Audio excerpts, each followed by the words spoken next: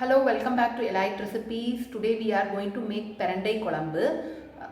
Pirandai Kulambu is a medicinal plant.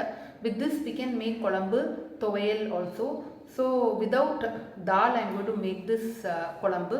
With appalam and any other poriyal you can eat this Pirandai Kulambu. This is a lunch recipe. Even with idli dosa also you can have as a side dish. Come, let's go into the video and see how to make Pirandai Kulambu.